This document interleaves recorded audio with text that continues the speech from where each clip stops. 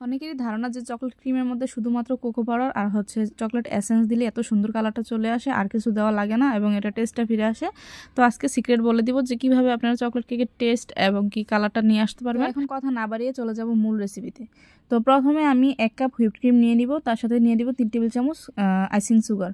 তো এটা হচ্ছে হোমমেড আইসিং সুগার, তো আপনারা চাইলে কিন্তু কেনাটাও ইউজ করতে পারেন। তো আমি যেহেতু সবসময় হোমমেডটা ইউজ করি তো হোমমেড দিয়ে দিলাম। তো এখানে দিয়ে দিব 3 টেবিল চামচ আইসিং সুগার। তারপর আমি বিট করব মিডিয়াম স্পিডে রেখে, বাড়াবো না, কারণ দেখা যায় কি মেশিনটা যদি আমি বাড়াই তাহলে কিন্তু অনেক সময় কয়েলটা জ্বলে যেতে পারে, এতে করে কিন্তু মানে অনেক বেশি সমস্যা হয়ে যায়। তো আমি সবসময় চেষ্টা করি মিডিয়ামে রেখে কাজ করার জন্য। এবার কেক বিট করা হোক অথবা ক্রিম হোক, হ্যাঁ, সব কিছুর মধ্যে আমি মিডিয়ামে রাখি। তো মাঝে মধ্যে দেখা যায় একটু কমাই, বাট আমি মিডিয়াম থেকে বাড়াই না, যেহেতু আমার বিটার স্পিড 5। তো আমি সবসময় 2-এ রেখে বা 3-এ রেখে কাজ করি। তো যাই হোক, এখন আমি বিট করা শুরু করে দিলাম। বিট করতে করতে দেখা যাবে কি মাঝখানের যে অংশটা, মাঝখানের যে ক্রিমটা আছে এটা শক্ত হয়ে যাবে, মানে স্টিফ হয়ে যাবে, আর সাইডের যে ক্রিমটা আছে ওইটা নরম হয়ে যাবে, মানে নরম থাকবে। তখন কি করবেন, বারবার নেড়েচেড়ে দিবেন, সাইডের ক্রিমটা মাঝখানে নিয়ে দিবেন।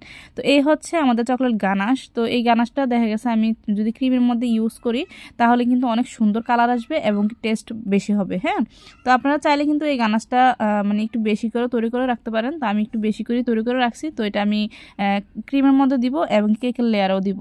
তো 1 কাপ ক্রিমের জন্য 70 গ্রাম চকলেট আর হচ্ছে আপনি 30 গ্রাম হুইপড ক্রিম দিয়ে মেল্ট করে নেবেন, তাহলেই হবে, ডাবল বলারে মেল্ট করে নিলে।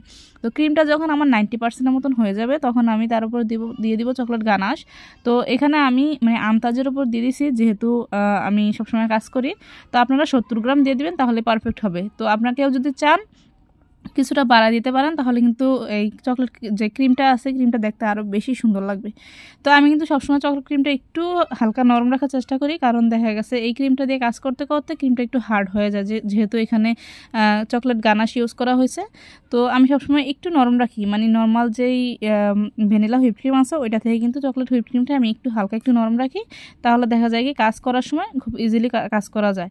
কিন্তু যদি একটু শক্ত রাখা হয় তাহলে কিন্তু কাজ করতে সময় দেখা যায় কি অর্ধেক কাজ করার পর ক্রিমটা শক্ত হয়ে যায়, তখন কিন্তু আবার কিন্তু এটাকে মানে বিট করা লাগে বা স্প্যাচুলা দিয়ে নেড়েচেড়ে নিতে হয়। এই যে দেখেন কত সুন্দর ক্রিমটা হয়ে গেল।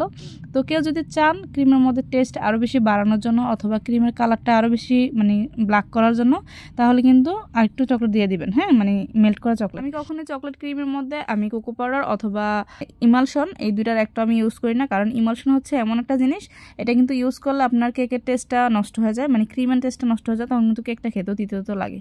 তো যাই হোক, এ হচ্ছে আমার রেসিপিটা। আপনাদের কাছে কেমন লাগলো অবশ্যই কমেন্ট করে জানাবেন। সবাই ভালো থাকবেন, আমার জন্য অবশ্যই দোয়া করবেন। আল্লাহ হাফেজ।